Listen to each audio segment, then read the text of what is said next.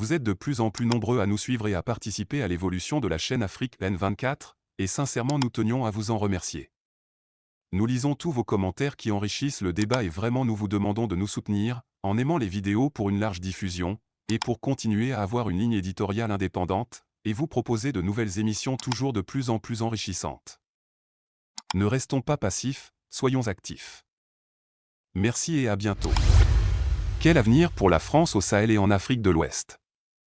On peut directement poser la question avec une relative brutalité.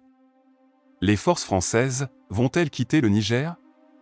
La dégradation de la situation sécuritaire qui prévaut au Niger, malgré la présence du contingent français et des forces spéciales américaines, est similaire à celle du Mali et du Burkina. De même, les contextes d'application des règles démocratiques ne sont pas très éloignés les uns des autres.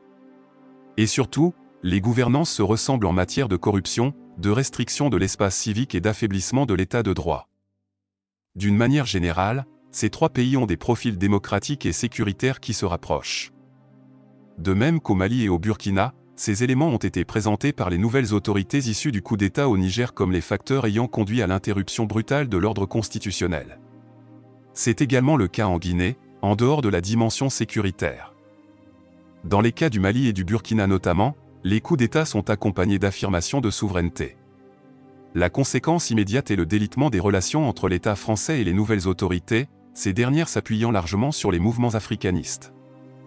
L'ex-puissance coloniale étant surtout perçue par la jeunesse comme soutien au président déchu dont la gouvernance est décriée. Le cas du Niger suscite de singulières interrogations. D'une part, ce pays est le repli de la force française Barkhane après son départ du Mali, environ 1500 soldats y stationnent présentement. D'autre part, selon différentes sources, le Niger fournit entre 12% et 35% de l'uranium dont la France a besoin pour faire tourner ses réacteurs nucléaires. Dans un article publié en juillet 2022, le journal français Libération, citant Check News, indique que 34,7% de l'uranium importé par la France en 2020 provenait du Niger, selon les chiffres du Comité technique Euratom, CET. Point de plus, il faut savoir que les sites d'extraction d'uranium, comme celui d'Arly, sont protégés contre les menaces terroristes par les forces spéciales françaises. On le sait, l'uranium est un minerai stratégique pour la France, dans les domaines de la production d'électricité et de dissuasion nucléaire. On peut donc s'interroger sur les conditions dans lesquelles la France pourrait consentir le départ de ses troupes, si les nouvelles autorités nigériennes l'exigeaient, sachant que les Russes sont à l'affût. Le bombardement de la Libye a-t-il ouvert la voie à la Russie dans le Sahel? Au final, après le Mali et le Burkina, les militaires français pourraient quitter le Niger.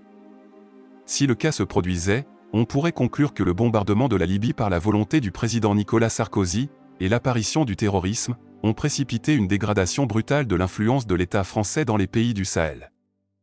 Après le Mali, où les forces françaises ont effectivement été remplacées par le groupe paramilitaire russe Wagner, et le Burkina où l'influence de la Russie est devenue une réalité, le Niger serait-il le troisième pays du Sahel à basculer dans le giron russe? Les choses se déroulent finalement comme si le bombardement de la Libye avait ouvert la voie à l'arrivée de la Russie dans le Sahel. Une projection qui n'avait certainement pas été envisagée au moment où la décision de casser la Libye était prise à l'Élysée.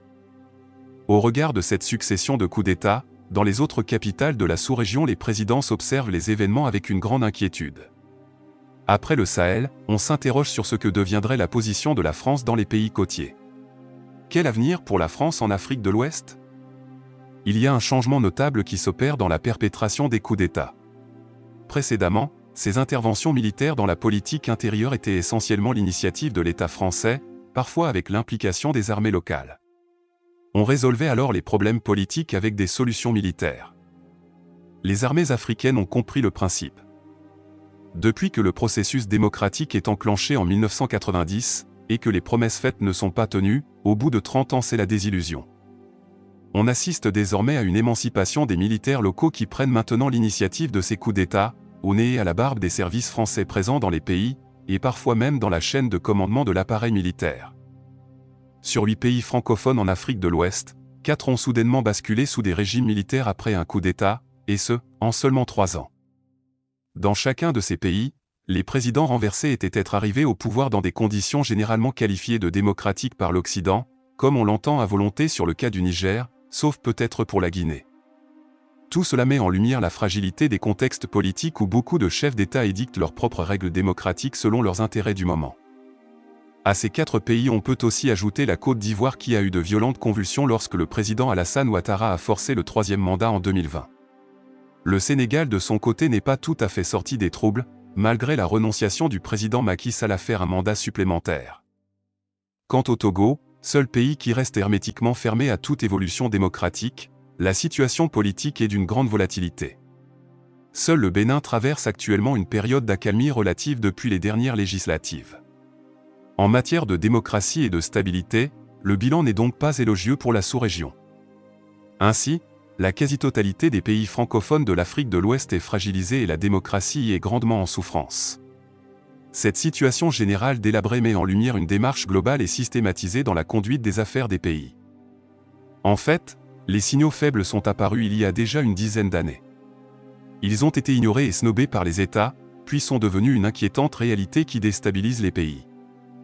Désormais, la conjonction entre les attentes d'une jeunesse revendicatrice et des militaires décomplexés alimente l'inexorable perte d'influence de la France dans la sous-région. L'État français peut-il limiter les dégâts? La relation de l'État français avec les ex-colonies semble fonctionner actuellement comme un bateau dont le gouvernail est cassé et qui ne peut donc aller que dans une seule direction, même s'il se dirige vers des récifs. Malgré les déclarations de rupture prononcées par les différents présidents français et malgré la réalité des difficultés sur le terrain, comme au Burkina et au Mali, la politique de l'État français en Afrique semble figée et sans nouvelle perspective dans ses fondements. Le risque de contagion dans les pays côtiers est réel, surtout avec la pression des terroristes. Y a-t-il une appréciation de la situation générale à sa juste valeur, aussi bien dans les palais africains qu'à l'Élysée, afin d'anticiper et de prendre les mesures idoines qui ramèneraient la sérénité et conduiraient à des relations normales? Rien n'est moins sûr. Une chose est certaine, on assiste en direct à un réel bouleversement dans les relations entre l'État français et ses anciennes colonies. Seule une anticipation, de Paris et des capitales africaines, qui répondent aux vraies préoccupations de la population permettrait de limiter les dégâts. On semble en être loin pour le moment. Et il n'est pas sûr que l'intervention militaire en préparation contre les autorités maliennes crée de meilleures conditions de démocratie et de stabilité. Le processus de démocratisation engagé en 1990 est à bout de souffle. Ce n'est pas la démocratie en elle-même qui est mise en cause, mais la manipulation excessive que les chefs d'État en ont fait pour confisquer le pouvoir, avec la bienveillance des autorités françaises. En satisfaisant les attentes de la jeunesse, il y a encore des choses à sauver, il revient aux dirigeants de prendre les dispositions qui s'imposent. Nathaniel Olympio, président du Parti des Togolais. Vous êtes de plus en plus nombreux à nous suivre sur Afrique N24, et vraiment nous tenions à vous en remercier. Nous lisons tous vos commentaires qui enrichissent le débat et vraiment nous vous demandons de nous soutenir pour continuer à avoir cette ligne éditoriale indépendante, et vous proposer des émissions toujours de plus en plus enrichissantes. Merci et à bientôt. Likez la vidéo si ce n'est pas déjà fait. Laissez aussi votre point de vue en commentaire. Abonnez-vous et cliquez aussi sur la petite cloche de notification pour ne rien rater de nos prochaines vidéos. N'oubliez pas de partager aussi la vidéo et de la liker.